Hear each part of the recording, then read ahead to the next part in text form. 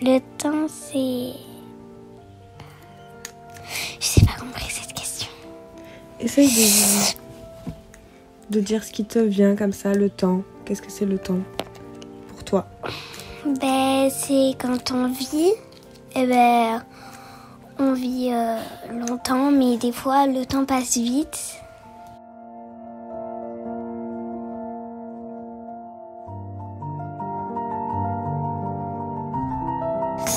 Le présent, c'est aujourd'hui, maintenant, c'est qu'on fait là. Quel est ton plus beau souvenir?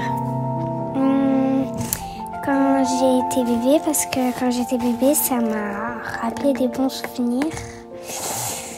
Et aussi, j'ai beaucoup de photos de moi quand j'étais petite.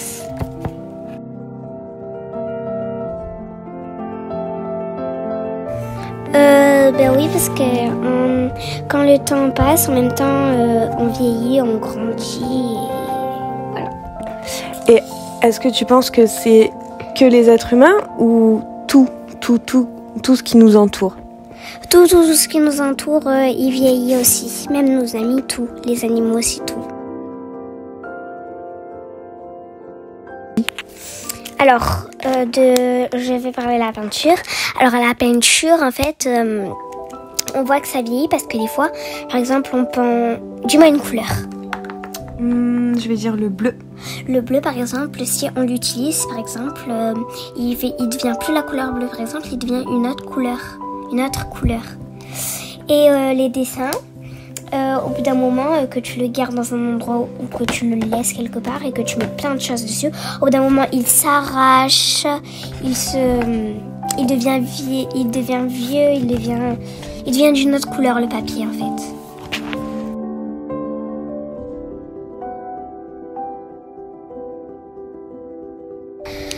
Les photos, ça vieillit. Oui, par exemple, ça, je sais, parce que les photos, au bout d'un moment, tu les gardes trop, tu les aimes bien, et elles deviennent jaunes. Par exemple, moi, j'ai vu des photos de moi, elles étaient jaunes, tellement je les ai gardées depuis longtemps. Est-ce que tu penses qu'on existe toujours après la mort? Oui, on existe toujours parce que on peut toujours exister parce que les autres, ils se souviennent de nous et qu'ils nous ont jamais oubliés et qu'ils nous regardent tout le temps dans des photos ou dans des photos de leur portable. Qui nous a manqué et qu'on s'en souvient tellement plus qu'on a envie encore de s'en souvenir. Alors du coup, on regarde une photo et ça nous permet de voir la personne qui est morte qu'on s'en souvient plus.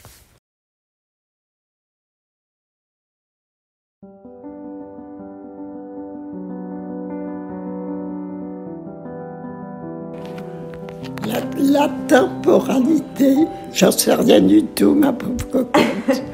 Rien du tout? Ça te fait penser à quoi? Au temps qui passe. C'est vivre près du temps qui passe, s'en occuper.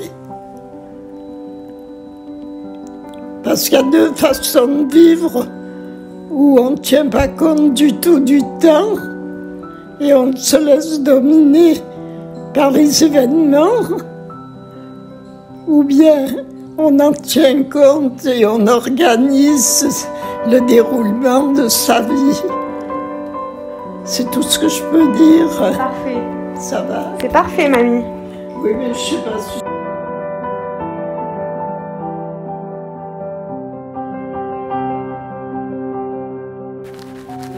Il y a dans la vie des événements qui courent sur un grand nombre d'années, et puis d'autres, il y a des faits qu'on retient qui sont des faits très, très brefs, mais qui ont beaucoup d'impact, qui ont eu beaucoup d'impact sur notre vie. Alors on en garde un souvenir très fort. Et puis, on repense, on réfléchit à ces faits, à la manière dont ils sont écoulés, et on peut en déduire une modification de notre façon de vivre et surtout de la philosophie avec laquelle on appréhende la vie désormais.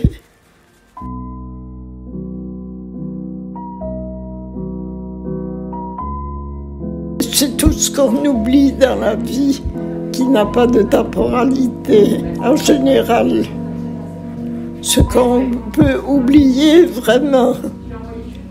Alors on s'aperçoit plus tard, après plusieurs années, qu'il y a des choses qu'on a oubliées très facilement, donc qui n'ont pas de valeur temporelle, et puis d'autres qu'on n'a pas oubliées ou qu'on a oubliées à moitié. Et là, les souvenirs peuvent avoir une valeur temporelle, ça dépend du souvenir. Par exemple, un deuil temporel. Un deuil ? Un deuil. Parce que quand on a un mort dans la famille ou dans ses amis, on y pense après. Donc pour toi, le deuil, il a toujours une valeur temporelle? Ben, toujours. Ça dépend. Un deuil d'un proche, oui, il a toujours une valeur temporelle. Mais un deuil de quelqu'un qu'on n'a pas connu, auquel on pense, par exemple, je sais pas moi, un commerçant du quartier où on habitait, ça peut ne pas avoir de valeur temporelle pour nous. Ça peut nous être complètement indifférent.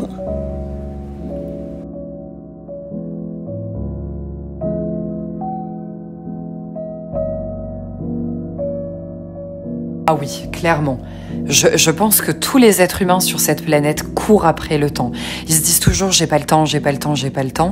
Et justement, moi, ce qui m'a aidé dans ma vie, c'est de ralentir parfois. De prendre le temps de se dire « ok, là, je profite juste de ce moment d'être vraiment, vraiment présente ». Par exemple, avec la personne qui est en face de moi. Être attentif à ce qu'elle me dit, à ce qu'elle me fait vivre, à ce qu'elle me fait ressentir. Ou parfois juste de soi à soi. De se dire, ok, là, doucement, vas-y, pédale douce, tranquille. Ne sois pas stressé, ne sois pas tout le temps dans le flux, dans l'agitation de la vie, de la ville, de tout ce qu'on peut ressentir. Parfois, de sortir de ça, de cette sensation, c'est un grand, grand, grand bonheur.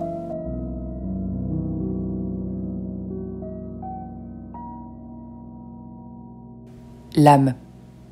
L'âme, pour moi, est intemporelle. Pour moi, l'âme, en fait, on l'a au fond de nous. Et même le jour où on va mourir, eh ben, elle perdurera toujours. L'âme, les souvenirs, les émotions qu'on peut ressentir aussi, je pense que ça, on peut les toucher au fond de nous. On peut essayer de les revivre. Il n'y a pas de notion de temps sur ça. L'amour aussi est intemporel. L'amour qu'on peut porter à certaines personnes est intemporel. Il est et il sera toujours.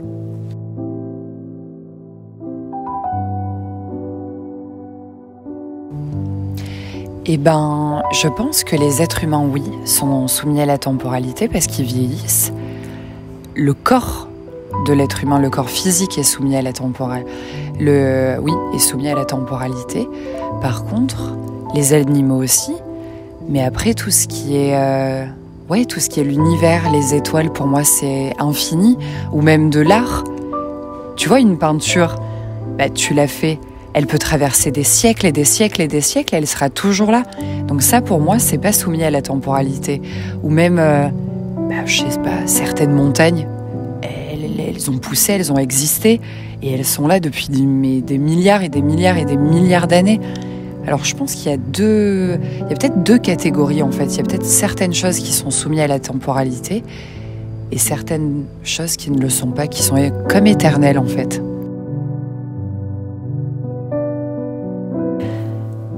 Alors en vérité, il y en a plein, mais celui qui m'a le plus marqué, c'est le mariage de mon père. Je pense qu'il m'a autant marqué, c'est un de mes plus beaux souvenirs de par toutes les émotions et la simplicité que j'ai pu ressentir. Tant d'amour, tant de joie, tant de regards de personnes émerveillées, de personnes de joie, de simplicité, de bienveillance, puis d'être ensemble, tous réunis en fait autour d'un même amour. Mais pour moi, ça c'est exceptionnel. Ouais, ça c'est mon plus beau souvenir.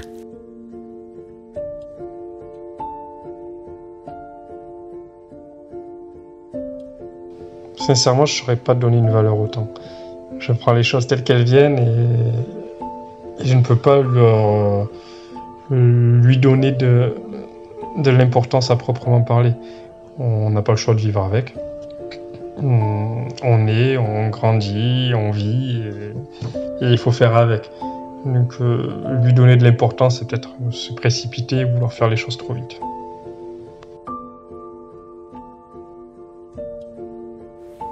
Penses-tu qu'il existe 2 formes de temporalité différentes ? Je dirais non. Tout simplement parce que je ne crois pas qu'il y ait de la vie après la mort. Donc pour moi, dès qu'une chose naît, la conscience et le corps physique naissent ensemble et s'éteignent ensemble. Je dirais non. Pour moi, tout ce qui est soumis à la temporalité, c'est toute chose qui est capable de s'éteindre. Et on pourrait même pousser la réflexion jusqu'à toute chose qui est capable de s'éteindre, mais aussi qui peut avoir une conscience. Un objet, c'est intemporel. Ça peut vivre, ça peut être éternellement. Une œuvre d'art, pareil. Ce n'est que matériel, même s'il peut y avoir une destruction purement physique. La temporalité est-elle plutôt cyclique ou linéaire selon toi ? De mon point de vue, je dirais linéaire, parce que je ne pense pas qu'il y a quelque chose après une fin. Après la mort, par exemple, je ne pense pas que l'on se réincarne ou que l'on renaît, enfin, peu importe le terme. Donc je ne pense pas en effet que le temps est cyclique. Le temps continue et s'écoule le long d'une ligne qu'il faut suivre.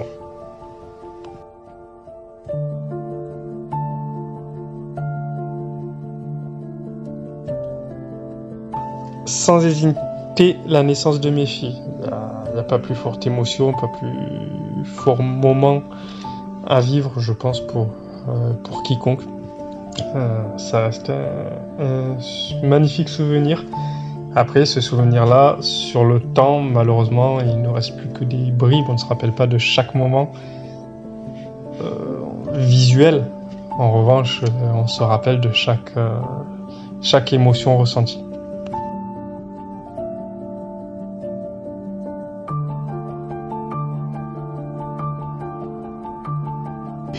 Alors, Paul Éluard disait « Il n'y a pas de hasard, il n'y a que des rendez-vous ». Alors moi, je le raccroche au temps. Donc, je suis très carpe diem, c'est-à-dire que je pense que tout est écrit et que même si on est libre, on peut toujours s'inscrire dans le temps et dans ses choix. En ce sens, je m'explique. Pour moi, tout se vit en temps réel. Il n'y a que des rendez-vous. Seul l'amour est intemporel. L'amour, je parle par exemple par rapport à ses parents. Vous savez qu'un compagnon, ça peut passer dans sa vie, ça peut rester, mais ça peut aussi... l'amour peut s'éteindre. Mais je pense qu'effectivement, l'amour filial ne s'éteint jamais. Enfin, ça, c'est ma conception. On n'est pas là par hasard et on doit quand même un peu tout à ses parents. Donc, c'est en ça que pour moi, l'amour est intemporel. Un amour indéfini.